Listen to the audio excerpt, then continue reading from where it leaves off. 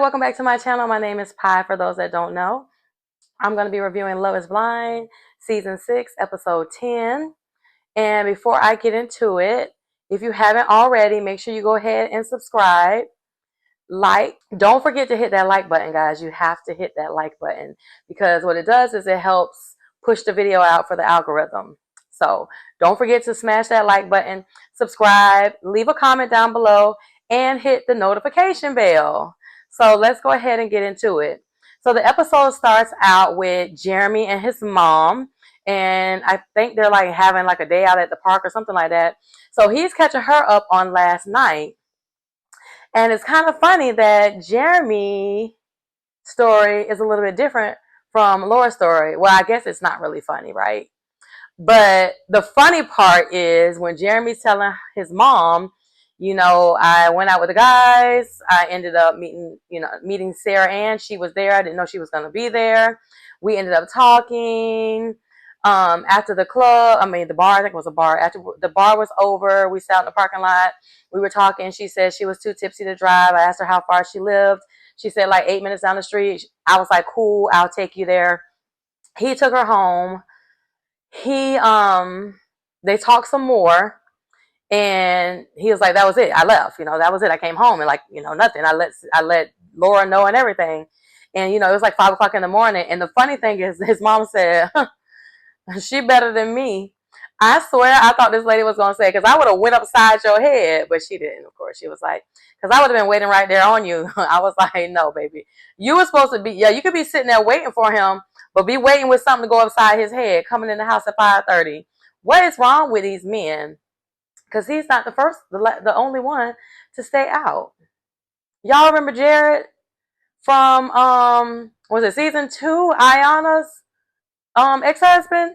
Remember he was going out and clubbing and stuff with his friends? A whole mess. So then the camera pans over really quick to Amy and Johnny, and they are putting together a table or something. I don't know. It's just real quick. Just so remind us that they are still on the show. So then we see Chelsea and Jimmy, and Chelsea is meeting his parents and his sister for the first time. I think they were at a barbecue restaurant. They all sit down and they're getting acquainted, and the sister asks Chelsea, what was it about Jimmy that made you, realize that he was the one? And she was like, oh, he was so open. He was so emotional. I love the fact that he's, super close with his family and his siblings. That was something that really stuck out to me that I liked. So then the sister asks, well, marriage is hard. And I haven't been married quite as long as my mom and dad. However, I have been married for 3 years, and it's hard. Like, it's work. So, what makes you feel like you're ready to be married?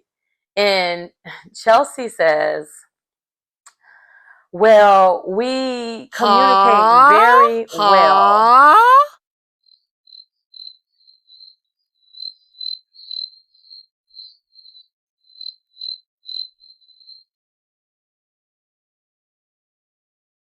Are you talking about Jimmy and Chelsea? Y'all too? Really? You two communicate very well? Give me the definition of well. Very well. Chelsea. She's like, we've had a couple of fights, but that nothing big. I need Chelsea to grab a thesaurus. Because if you consider those fights not big fights, like not big deals, not deal breakers, girl, every single fight that we have seen, I'm pretty sure there's some that have been cut out, but the ones that we have seen have been drastic, like to the point where Jimmy has left. You even said that you wanted to leave when the day that your friends came over and met Jimmy. You said that you wanted to leave. So is that not a big fight to you? I digress. Then we see Clay and AD. Well, actually, we see AD's mother and AD, and they're sitting down at a restaurant waiting for Clay. And she's letting her mom know how cute he is. And I'm thinking, he's really not all that cute, but okay, girl, I'm going to let you have it.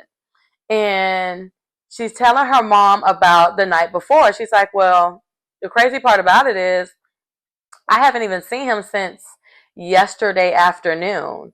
She said, last night I had this cute little DIY project set up, and I got all the stuff together so we can, create a little something, have a little quality time. Because obviously, AD's love language is quality time.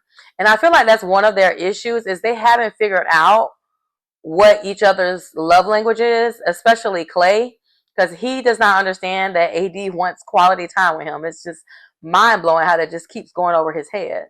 So anyway, she was like, everything is just on the island waiting, and it's still on the island. Before AD's mom could get into that more, here comes Clay. So he walks up, he gives AD a kiss and a hug. He hugs her mother. And he sits down and they start talking about, what he does for a living. And because he's like, yeah, AD, well, he immediately goes into the whole AD doesn't like his schedule. And she's just like, you gonna start this already? Like, that's the look she gave him. Like, God, Lee, can we at least get into a conversation first before you go? You go right in. Like, dang, you did the same thing when we met your mother. Her mom is like, well, what do you do? And he's like, I'm an entrepreneur. I have some Airbnbs. I also, well, he says I'm in sales. I'm an entrepreneur. That's what AD and we had connected on in the pods. He said, but I also have some side gigs. Like I have some Airbnbs. I have some boats, some jet skis and stuff like that I rent out. So that is why he's like always here, there, and everywhere, because he has to go rent those things out, which is understandable. I totally get that. And as the conversation continues, he goes into talking about how his parents have been married for 24 years and how that divorce has been so hard on him. And the mom was like, whoa, stop, hold up. Whoa, whoa, whoa, whoa, whoa.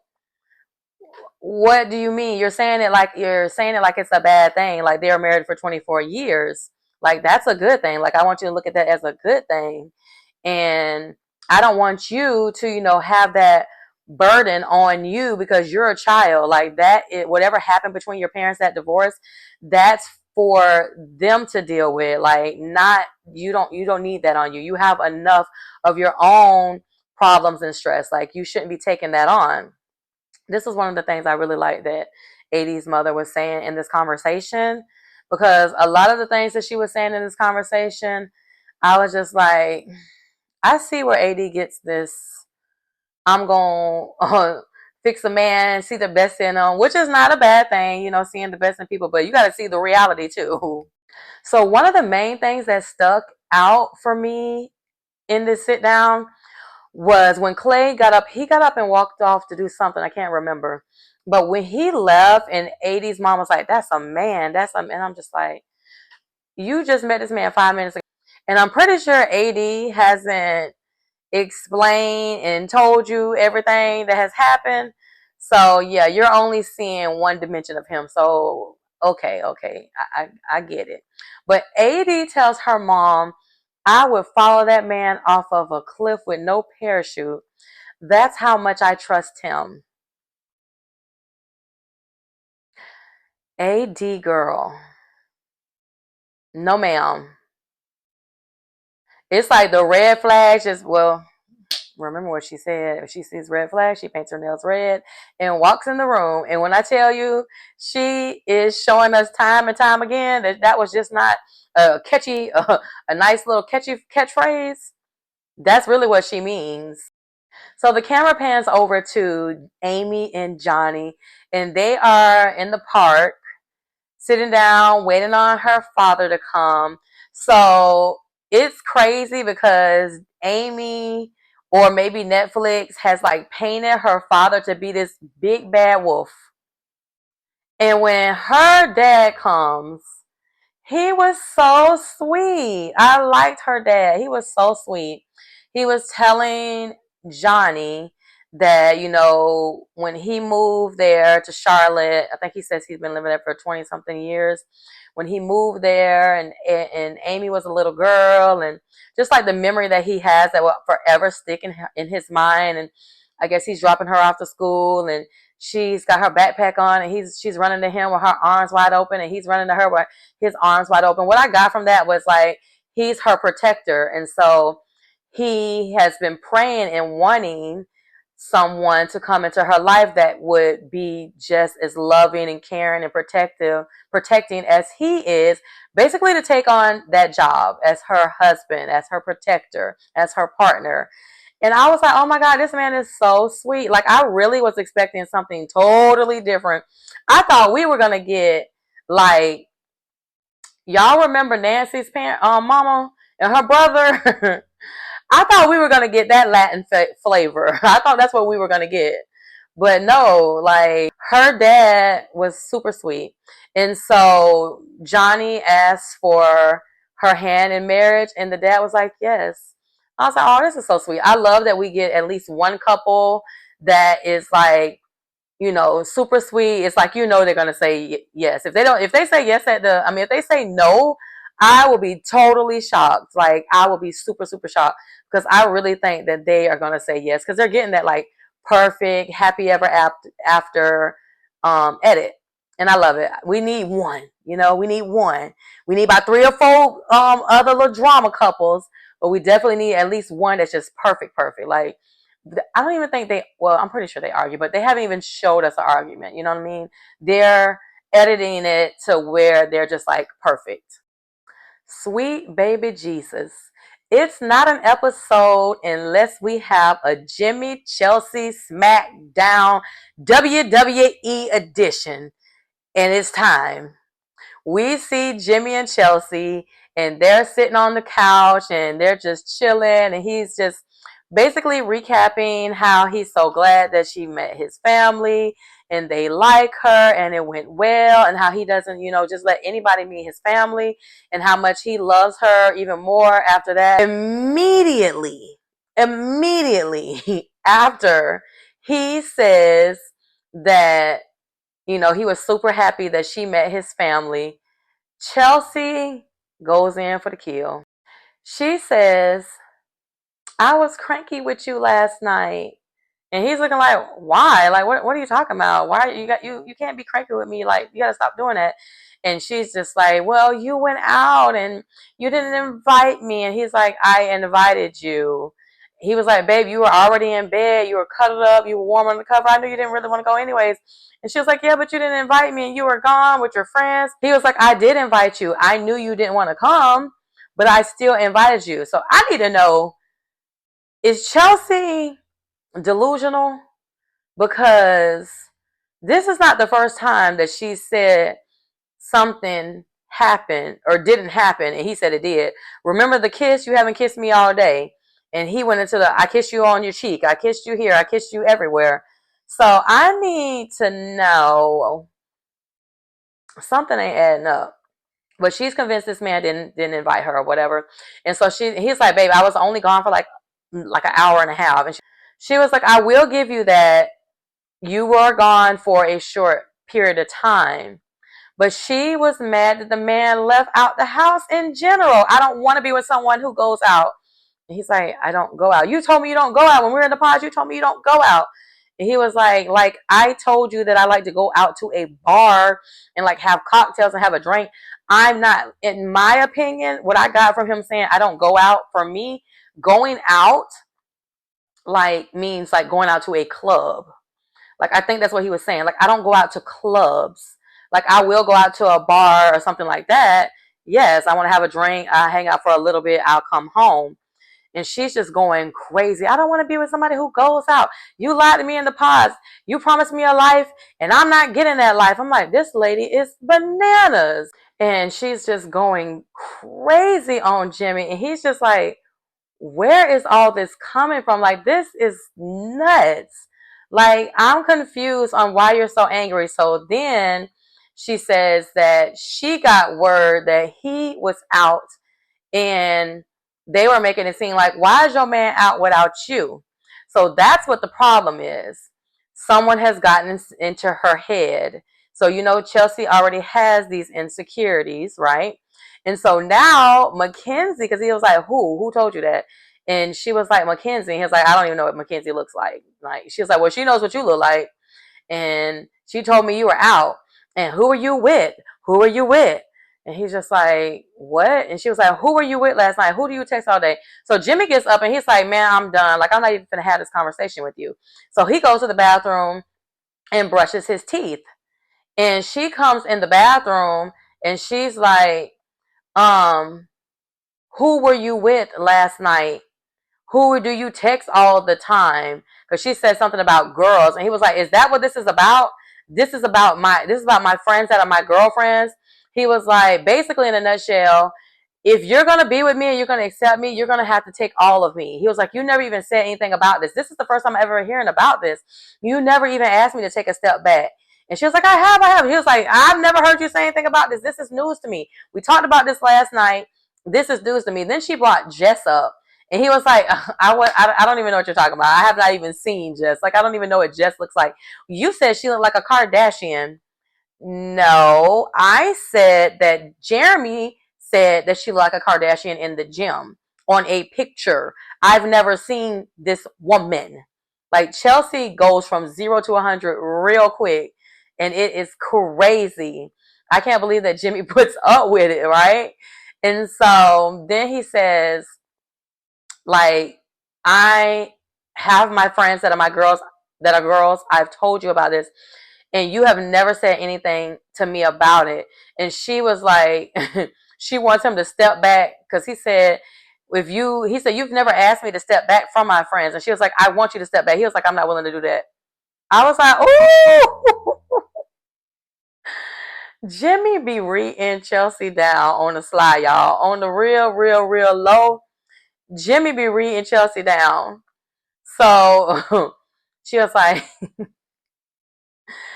and it's not funny though. Like, it really is sad because she breaks her own heart. It's like, girl, why do you do this? You started this whole argument. You started this whole thing, right? So then she goes into this whole thing about how he doesn't care. And he's like, because I went out for like an hour, now I don't care and I don't love you. He was like, well, you know what? If I don't care and I don't love you, then I don't even want to be with you. Like, I don't want to be with somebody that thinks when I'm telling you that I love you and I'm telling you that I care and I'm telling you in front of my friends and my family that I love you and I care, that I don't want to be with you. I got to go back for a moment because I forgot. When he was brushing his teeth and she was asking him, who was he with? And he said, I was with my fraternity brothers and like two of their girlfriends. And she was saying how he was with his female friends. And he was like, I don't have any physical connections with them. And she was like, but you did. Basically, you F one of them. And you told me that. Did I not tell y'all that last week? Did I not bring that up last week in my review? I said, has Jimmy ever had sexual relations with that woman? Did he have sexual relations with that woman? I want to know which one it was. So Chelsea brings that up, and Jimmy is like, are you freaking kidding me right now? I told you that off camera in confidence, and I told you that I did not want to talk about that, and you're bringing it up right now. And she's like, I know, I'm sorry, but this is about trust. And Chelsea, girl. And he was like, you know what? You overstepped your boundaries. I'm done. And walks out. And Chelsea goes and sits down and cries.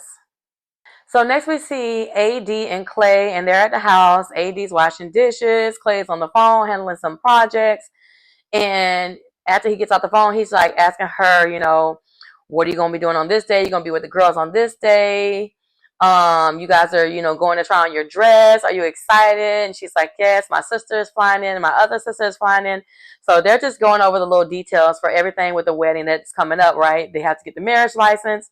So they're filling out the marriage license, and then it gets to the part where AD has to bubble in that her father's deceased, and she's just like, oh my Lord, I can't do it. And he was like, you want me to do it? I'll do it for you.